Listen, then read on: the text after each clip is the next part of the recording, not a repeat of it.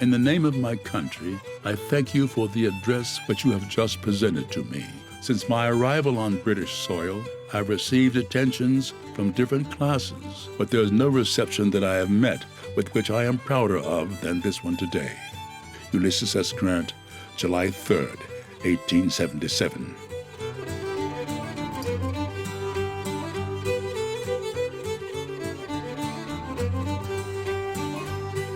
First a general, then president.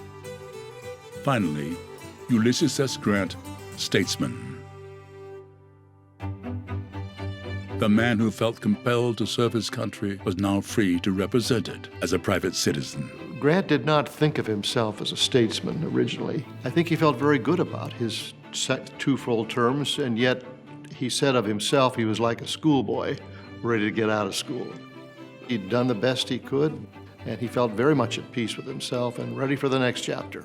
He had already decided to do the world tour and to bring Julia and his son Jesse.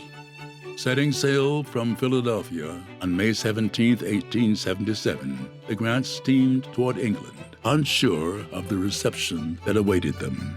He was received with tumultuous crowds, and the English press wrote about it in this way, that he was just a common, ordinary person, a person of humility, and this endeared him to the English people. Grant was as comfortable with ordinary people as he was with world leaders, and his overseas diplomacy was a first for a former American president. Grant was treated as if he were on a royal procession, and he was able to be as gracious as he was inside humble. He circumnavigated the globe. From England, Grant traveled throughout Europe, then through Russia and Asia, before returning home. In arriving home, he knew that the presidency of Rutherford B. Hayes had not gone well. There was a groundswell that Grant run one more time. There were no term limits, but he did not win the nomination. James Garfield was nominated by the Republican Party. The Grants settled in New York, where Ulysses pursued various business ventures, including an investment firm with his son Buck and a partner named Ferdinand Ward. The investment firm turned out to be a Ponzi scheme. The partner was a crook who would be sent to jail for 8 years. And on one day in 1884, Grant walked home from Wall Street to Julia with $81 in his billfold. He had nothing. What was he going to do? Grant and Julia retreated to their summer cottage at Long Branch, New Jersey. And there in June of 1884, he bit into a peach and experienced this incredible pain in his throat. They did a biopsy. The biopsy came back that this was cancer. He was dying.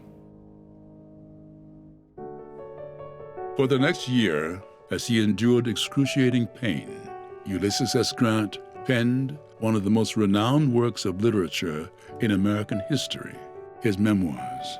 I think one of his greatest legacies is his memoirs. The memoirs are really not about himself. It's telling the larger story of American history and his loyalty to Julia. Old friends, even old enemies, visited Grant to pay their last respects. Probably the most notable was Simon Bolivar Buckner. Grant had received his surrender at Fort Donelson. Grant could no longer speak, so they communicated by slips of paper. The newspaper reporters wanted to hear from Buckner, what did Grant say? What did you talk about? So Buckner's wife said later that what we came to say to Grant was, you are filled with esteem by the people of the South because of the magnanimity of the peace treaty that you offered at Appomattox, and we bring you the heartfelt admiration of the people of the South. Ulysses S. Grant died on July 23, 1885, 3 days after finishing his memoirs. President Grant did personify courage. He represented a standard of living that's become strange to us, this feeling of rapprochement, of reconciliation, forgiveness, trying to bring people together. It was some years after that Grant's tomb was constructed, and I think those who visit there are reminded of a day when there were such heroes as he and the support of a loving wife and family. and a country that very much admired him through thick and thin. I have witnessed since my sickness just what I have wished to see ever since the war: harmony and good feeling between the sections. We may now well look forward to a perpetual peace at home.